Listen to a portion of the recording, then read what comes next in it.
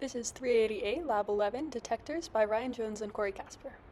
So for part A, we were considering a few kinds of detectors, and this was our basic setup. As you can see, we placed an avalanche photodetector connected to channel 1 on the left side of the stage near this LED, which is driven by a function generator.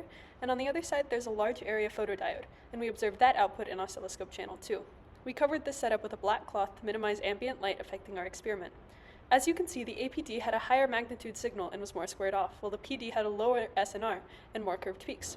Lowering that SNR to 1, meaning the amplitude of the noise is equivalent to the amplitude of the peaks above the noise, we were still able to observe a clear APD ratio, since an APD relies on avalanche breakdown and has an internal gain mechanism, and is therefore much more sensitive to lower light than a typical photodiode.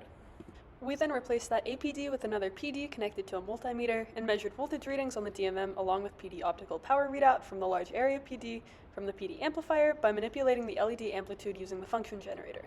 We repeated this reading current values from the multimeter. You can see how power and voltage have a quadratic relationship, obeying P equals V squared over R from Ohm's law, and power and current follow P equals I squared R, also a derivative of Ohm's law.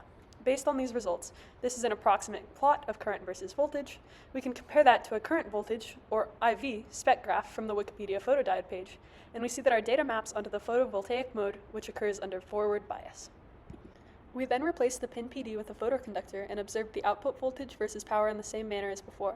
The PC acts as a variable resistor, so we're effectively measuring the voltage across a fixed resistor in series with it. This yields a linear voltage and power relationship, since it's effectively acting as a voltage divider. A photoconductor increases electrical conductivity when exposed to light, thereby decreasing resistance, so more of the voltage would drop across the PC. This yields a linear relationship across that resistor that's in series. For the pin PD temporal profile, we started by connecting the pin PD output directly into the oscilloscope. Then we placed the PD in the region of strobe light and placed a cover over the setup to block ambient light.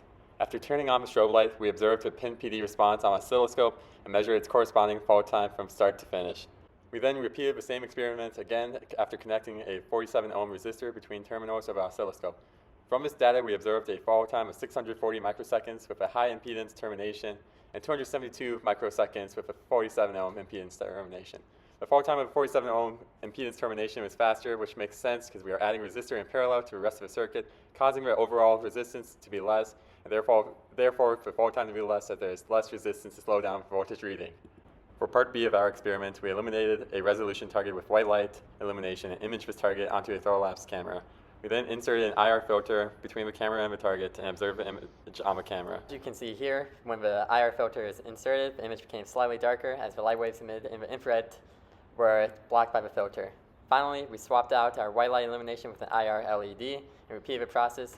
This time when the filter was inserted, the image became completely black as all the light emitted from the LED is emitted in the infrared and was therefore blocked.